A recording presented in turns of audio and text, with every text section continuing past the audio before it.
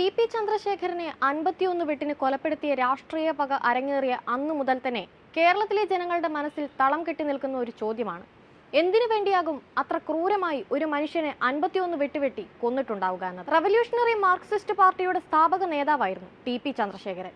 വിപ്ലവമണ്ണായ ഒഞ്ചിയത്തെ പരമ്പരാഗത പാർട്ടി കുടുംബത്തിലെ അംഗമായ സഖാവ് വളരെ ചെറുപ്പത്തിൽ തന്നെ രാഷ്ട്രീയത്തിലുമെത്തി. പിന്നീടങ്ങോട്ട് പാർട്ടിയുടെ തീപ്പൊരി നേതാവായിട്ടായിരുന്നു ടി.പി. അറിയപ്പെട്ടിരുന്നത്. വി.എസ്. അച്യുതാനന്ദന്റെ നിലപാടുകളോട് ചേർന്ന് നിൽക്കുന്ന ടി.പിയുടെ സമീപനം അക്കാലത്ത് തന്നെ വിവാദമുണ്ടാക്കിയിരുന്നു. ഏറാമല പഞ്ചായത്ത് പ്രസിഡന്റിന്റെ സ്ഥാനം എൻ വേണുവിൽ നിന്ന് ജനതാദളിന് വിട്ടുകൊടുക്കാനുള്ള തീരുമാനത്തിൽ നിന്നായിരുന്നു പാർട്ടി വിട്ട് മറ്റ് സമാന മനസ്കരായ സഖാക്കളോട് ചേർന്ന് 2009 ഒഞ്ചിയത്ത് റവല്യൂഷണറി മാർക്സിസ്റ്റ് പാർട്ടി രൂപീകരിക്കുന്നത്.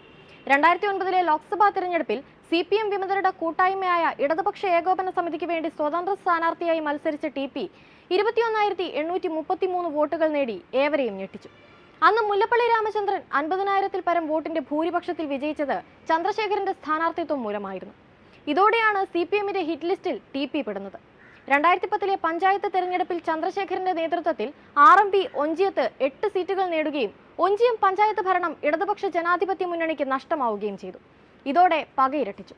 പിന്നീടങ്ങോട്ട് അഴിമതിയുടെ പേരിലാണ് ടി.പി.യെ പാർട്ടിയിൽ നിന്ന് പുറത്താക്കിയത് എന്നത് തൊട്ട് അന്നത്തെ CPM സംസ്ഥാന സെക്രട്ടറി പിണറായി വിജയൻ പരസ്യമായി കുലംകുത്തിയെന്ന് വരെ വിളിച്ച് ടി.പി.യെ അധിക്ഷേപിച്ചു. 2012 മെയ് 4-ന് വടകര കൈനാട്ടിക്ക് സമീപം വള്ളിക്കോട് ടൗണിലൂടെ ബൈക്കിൽ പോവുകയായിരുന്ന ടി.പി. ചന്ദ്രശേഖരനെ ഇന്നോവ കാറിലെത്തിയ സംഘം അതിക്രൂരമായി വെട്ടിക്കൊലപ്പെടുത്തി. സംഭവം കണ്ട് ഓടിക്കൂടിയ നാട്ടുകാർക്ക് നേരെ ബോംബെറിഞ്ഞ അക്രമി സംഘം കാറിൽ രക്ഷപ്പെട്ടു. കേരളം തന്നെ നടുങ്ങിയ ഒരു പകലായിരുന്നു അടുത്ത ദിവസത്തേത്. ഒടുക്കം പ്രതികളെ തേടി അലഞ്ഞ പോലീസ് പ്രതികളായ കൊടിസുനിയെയും സംഘത്തെയും പിടിക്കുന്നതാകട്ടെ കണ്ണൂർ ജില്ലയിലെ ഏറ്റവും പ്രധാന പാർട്ടി ഗ്രാമങ്ങളിലൊന്നായ മുഴക്കുന്ന് മുടക്കോഴി മലയിൽ നിന്നും. ടി.പി. കേസിലെ കൃത്യമായ രാഷ്ട്രീയ ഗൂഢാലോചന കണ്ടെത്താനും ആദ്യഘട്ടത്തിൽ പോലീസിന് കഴിഞ്ഞിരുന്നു.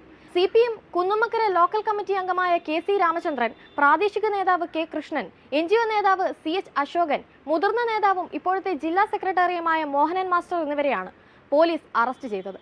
പാനൂരിലെ CPM നേതാവ് കുഞ്ഞനന്ദനാണ് കൊടിസുനിയുടെ നേതൃത്വത്തിലുള്ള കില്ലർ സ്ക്വാഡിനെ നയിച്ചിരുന്നത് എന്ന റിപ്പോർട്ടും കേരളത്തെ ശരിക്കും ഞെട്ടിച്ചു.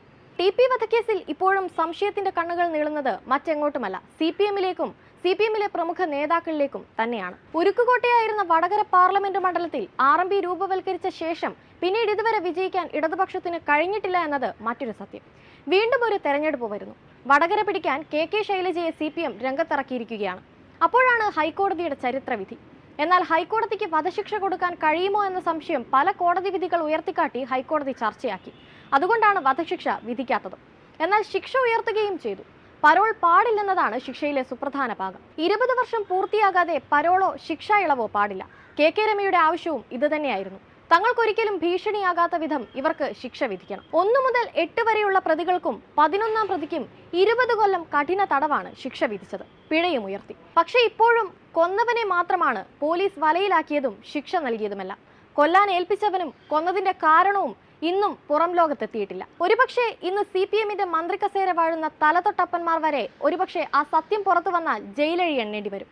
RMP നേതാക്കളിൽ പലരും അന്നും ഇന്നും വിരൽ ചൂണ്ടുന്നത് ഇന്നത്തെ മുഖ്യമന്ത്രിയും അന്നത്തെ പാർട്ടി സെക്രട്ടറിയുമായ പിണറായി വിജയന്റെ നേർക്ക് തന്നെയാണ്.